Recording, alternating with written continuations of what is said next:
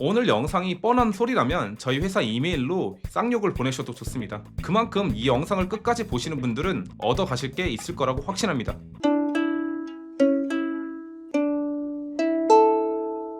여러분, 충격적인 통계 하나 공개할게요. 2023년 한국의 자영업자 폐업하는 사람들이 100만 명에 달한다고 해요. 이게 무슨 의미일까요? 하루에 2740명이 문을 닫는다는 뜻이에요. 지금 한국에서 경쟁이 심하지 않는 곳이 있을까요? 특히 온라인 커머스 시장은 더 심각합니다. 현재 우리 쇼핑몰은 10명 중 4명은 폐업한다고 해요. 물론 다른 나라에도 경쟁은 있어요. 예를 들어 일본에서도 경쟁을 하죠. 하지만 단 하나 확신할 수 있는 건 한국만큼 극단적인 경쟁이 일상화된 나라는 찾기 힘들다는 거예요. 꾸준한 노력을 해야 한다. 이런 뻔한 소리 하지 않겠습니다. 물론 꾸준한 노력 너무 중요하죠. 하지만 꾸준한 노력도 올바른 방향으로 해야 아웃풋이 나오는 거예요. 엉뚱한 방향으로 꾸준히 노력해봤자 쓸데없는 짓이라는 말이에요. 안녕하세요. 바다 건너 일본에서 일본인들을 상대로 온라인 사업을 해서 월 매출 8천만 원을 만들고 경제적 여유를 만든 도상이라고 합니다.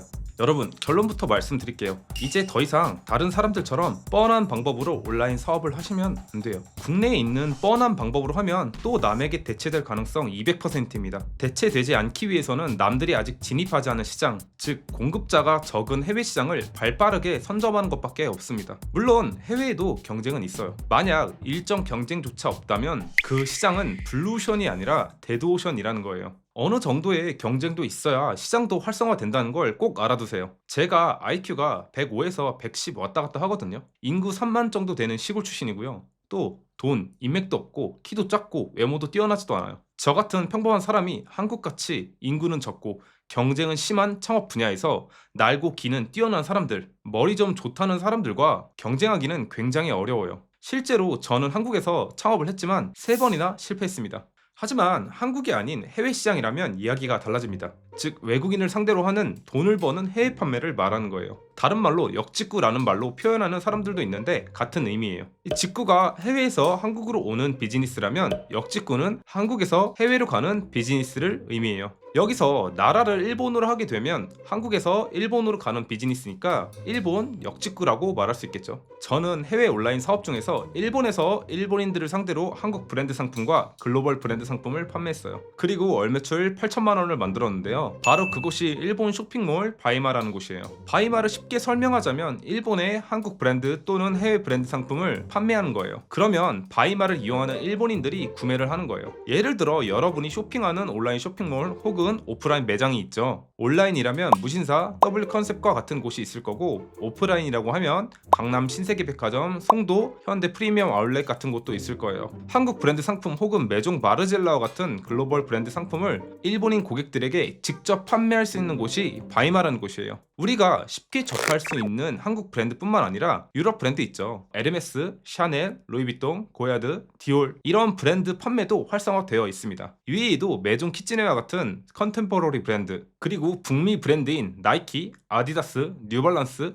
노스페이스도 판매가 많이 일어나고 있어요. 이 바이마에서 판매할 수 있는 카테고리는 총 5가지가 있는데요. 레이디 패션, 맨즈 패션, 베이비 키즈, 라이프 스타일, 뷰티 이렇게 구성되어 있습니다. 일본 내에서 경쟁 플랫폼은 큐텐 재팬, 아마존, 라쿠텐이 있는데요. 큐텐 재팬은 브랜드 본사가 직접 입점해 판매하는 경우가 많아요. 판매가가 기본적으로 낮게 설정되어 있어 1인 사업가들에게는 적합하지 않습니다. 아마존, 라쿠텐은 한국인 사업가가 브랜드 상품을 판매하기에는 어려워요. 이에 반해 바이마는 브랜드 상품을 판매하기에는 가장 적합한 일본 플랫폼이라는 거예요. 일본 바이마를 5년간 경험하며 느낀 장점 5가지가 있어요. 첫째, 한국인이라면 일본 이커머스 시장에서 선점 효과를 누릴 수 있다는 거예요. 일본 경제산업성의 2024년 전자상거래 실태 조사에 따르면 일본의 B2C 전자상거래 시장 규모는 이미 24조 엔을 넘겼습니다. 특히 일본 내에서 해외 직구 시장이 급속도로 성장하고 있습니다. 이러한 거대 시장에도 불구하고 일본 바이마에서 활동하는 한국인 판매자들의 수는 네이버 스마트 스토어, 쿠팡, 에이블리, 지그재그 등 국내 이커머스 플랫폼의 판매자 수와 비교하면 현저히 적은 상황이라는 거예요. 이는 새로운 판매자들에게 여전히 시장 선점의 기회가 열려 있다는 것을 의미합니다. 둘째, 일본 시장의 잠재성이에요. 일본은 인구 통계만으로도 시장성이 매우 큰 잠재력을 지닌 국가입니다. 일본의 인구는 약 1억 2,600만 명으로 세계 11위를 기록하고 있으며 이는 세계 28위인 한국의 5천만 명과 비교해도 2.5배에 달하는 규모예요. 월드뱅크 2023에 따르면 더욱이 일본은 1인당 국민 소득이 39,000달러로 한국보다 구매력 높고 고령화 사회임에도 소비 여력이 큰 장년층 인구가 두꺼워 시장 잠재력이 상당합니다. 특히 도쿄권은 3,700만 명이 넘는 세계 최대 도시권으로 단일 시장으로서의 가치가 뛰어나요. 이러한 인구 통계학적 우위와 경제적 기반을 고려할 때 일본 시장의 잠재성이 한국보다 더 크다는 것은 분명한 사실이에요. 셋째, 부가세 영원이에요. 부가세 납부 면제는 해외 판매자의 큰 이점입니다. 국내 사업자들이 매년 1월, 7월 연 2회 부가가치세를 의무적으로 납부해야 하는 것과 달리 일본 바이마 플랫폼을 통한 해외 판매는 수출로 분류되어 영세율이 적용됩니다. 국세청 부가가치세법 제11조에 따르면 수출 제한은 면세 대상이며 이는 WTO 협정에 따른 국제무역 활성화 조치의 일환이라는 거예요. 한국 일반 사업자의 부가세 납부는 1년에 2번 내야 하는 것에 비해 일본 바이마 사업자는 이러한 비용 부담에서 자유롭습니다. 이는 치열한 국내 시장에서 경쟁해야 하는 일반 사업자들과 비교할 때 상당한 비용 절감 효과를 가져다주는 요소라는 거예요. 넷째, 부가세 환급입니다. 이게 가장 큰 장점인데요. 바로 매입한 금액의 10%를 부가세 신고기간에 돌려받는다는 거예요. 예를 들어 메종 마르젤라 가방을 200만원 주고 매입을 했다고 가정해볼게요. 그러니까 200만원에 포함되어 있는 부가세 10%인 20만원을 돌려준다는 거예요. 다섯 번째, 감정 노동이 없다는 거예요. 쇼핑몰 운영자들의 가장 큰 고민 중 하나가 바로 감정 노동이에요. 서울 노동 포털에 따르면 감정 노동은 고객을 대할 때 실제 자신의 감정과 달리 회사가 원하는 방식으로 감정을 표현해야 하는 것이라고 해요. 이런 감정 노동이 지속되면 우울증이나 불안 장애로 이어질 수 있다고 합니다. 제가 실제로 국내 쇼핑몰을 운영하면서 겪은 일을 말씀드릴게요. 해외 구매 대행 특성상 배송이 늦어질 것 같아서 미리 양해를 구했는데도 직접 와서 무릎 꿇고 사과하라 이런 말을 들은 적이 있어요. 정말 이런 발언을 하는 사람들이 간혹 있습니다. 하지만 일본 바이마로 전환하고 나서는 5년 동안 이런 스트레스에서 완전히 자유로워졌어요. 바이마의 특별한 점은 전화 상담을 아예 하지 않는 시스템을 갖추고 있다는 거예요.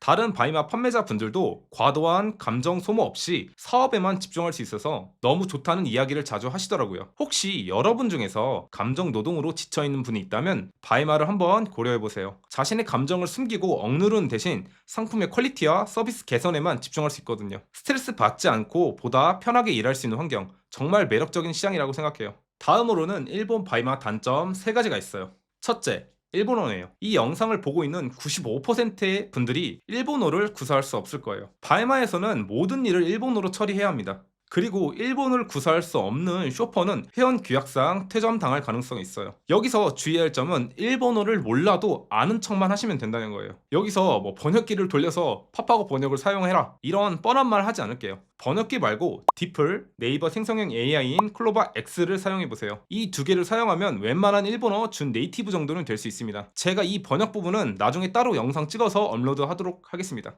둘째, 교환 및 반품의 어려움이에요. 일본 바이마도 엄연히 쇼핑몰, 즉 커머스 사업이기 때문에 교환 및 반품이 생길 수 있습니다. 그리고 당연히 교환 및 반품이 발생하지 않도록 사전에 작업을 잘 해두는 것도 필수입니다. 하지만 그럼에도 불구하고 교환 및 반품이 간혹 생길 수 있습니다. 만약 상품에 하자가 있다면 당연히 판매자가 100% 부담해야 합니다. 다만 단순 변심 혹은 고객의 착오로 인한 교환 및 환불은 고객에게 배송비를 부과시키면 됩니다. 셋째, 한국에서 일본 배송기간 통제의 어려움이에요. 아무리 한국과 일본이 가까워도 엄연히 해외예요. 한국에서 매입하고 건품하고 재포장해서 일본 배송회사로 발송하고 그 뒤에 일본 세관에서 통관이 진행돼요. 적어도 일주일 이상 소요되지만 간혹 관세 이슈 혹은 한국의 명절, 일본의 명절 등으로 인해 배송 기간을 완벽히 100%까지는 예측할 수 없다는 거예요. 하지만 이는 고객에게 사전에 잘 알리기만 하면 전혀 문제가 일어나지 않습니다. 기본적으로 일본 바이마는 무재고, 무자본으로 운영하는 플랫폼이에요. 솔직히 무재고로 바이마를 운영해도 월 순이익 300만원, 500만원까지는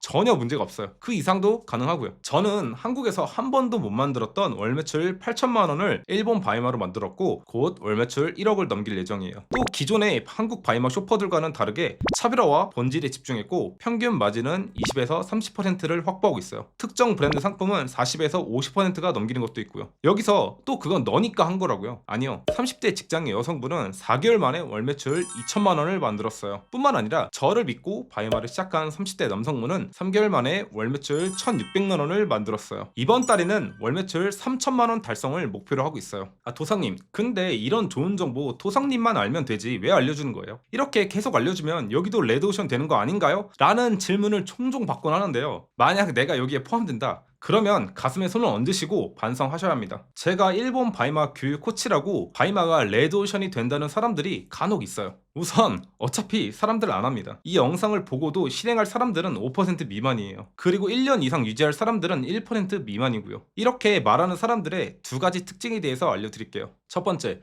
본질 강화할 생각을 안 합니다. 당연히 본질 강화를 하지 않으니 신규 진입자에게 금방 카피당하는 거예요. 신규 진입자가 무서우신가요? 왜 무서우시죠? 스스로 차별화, 본질 강화가 되어 있지 않기 때문이에요. 그러니까 신규 진입자가 무서운 거예요. 자본주의는 차별화의 세상입니다. 항상 차별화하고 본질 강화하기 위해 고군분투하셔야 해요. 일본 바이마도 그저 뻔한 방법으로 하면 얼마 가지 않을 거예요. 두 번째, 시간이 지났음에도 초보자 레벨에서 못 벗어난다는 거예요. 바이마 쇼퍼 활동이 1년, 2년이 넘는 한국인 쇼퍼들 중에서 계속 온라인 매입으로만 판매를 하는 사람들이 있어요. 일정 구간의 매출 정체기에서 빠져나오지 못한다는 거예요. 이게 바로 매출만 높고 이익은 낮은 사람들의 특징이에요. 같은 매출이어도 매입 전략에 따라서 이익이 달라질 수 있다는 거예요.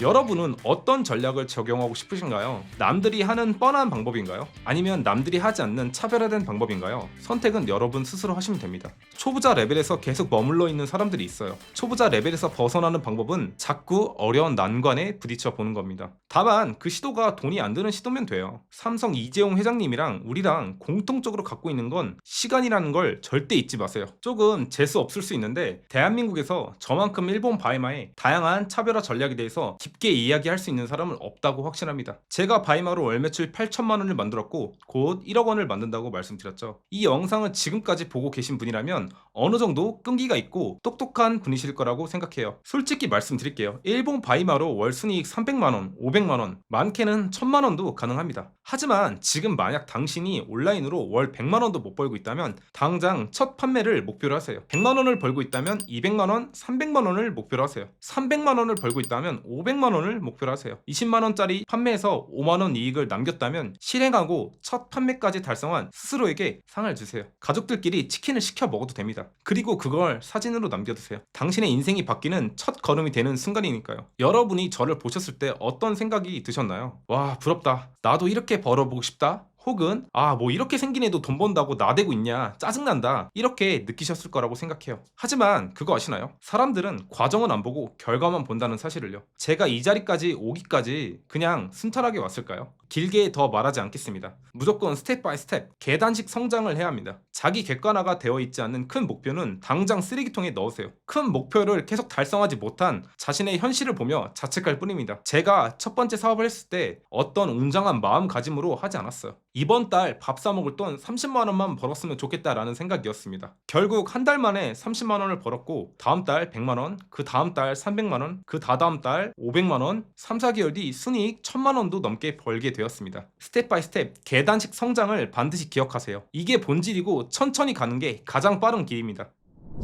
오늘 영상에서는 해외 판매, 즉 역직구가 무엇인지 알아보았죠. 그리고 해외 판매 비즈니스 중에서 일본 쇼핑몰 바이마에 대해서 알게 되었습니다. 바이마는 뭐 하는 곳이라고 했죠? 일본의 한국 브랜드 또는 글로벌 브랜드 상품을 판매하는 곳이라고 했죠. 그리고 바이마를 이용하는 일본인들이 구매를 하는 플랫폼이라고도 알려들었어요. 또 일본 바이마의 장점 5가지가 있었죠. 첫 번째, 선점효과. 두 번째, 일본 시장의 잠재성. 세 번째, 부가세 영원. 네 번째, 부가세 환급. 다섯 번째, 감정 노동 없음. 물론 단점도 있었어요. 3가지가 있었죠. 일본어로 소통해야 한다는 점, 교환 및 반품의 어려움, 배송기간 통제의 어려움, 그리고 바이마 쇼퍼들은 무조건 차별화하고 본질을 어떻게 하면 강화할 수 있을지 끊임없이 고민하고 가설을 내리고 실행을 해야 한다고 말씀드렸어요. 그냥 쉽게 남들이 하는 대로 하면 대체될 겁니다. 본질을 쫓아가지 않고 요행을 바라는 사람들의 끝은 어딜 가도 똑같습니다. 마지막으로 큰 목표는 있고 작은 목표를 설정하고 그 작은 목표를 향해 실행하라고 말씀드렸어요. 계단식 성장만이 평범한 사람이 지속적인 아웃풋을 낼 수 있습니다. 이번 영상을 통해서 알게 된 일본 바이마에 대해서 조금 더 깊게 알고 싶으신 분들을 위해서 도움이 될 만한 정보를 하단 고정 댓글 링크를 첨부해 두었습니다. 앞으로도 더 많은 일본 바이마 비즈니스에 대해서 알고 싶으신 분들은 구독과 좋아요를 눌러주세요. 그럼 오늘 영상 시청해 주셔서 감사합니다.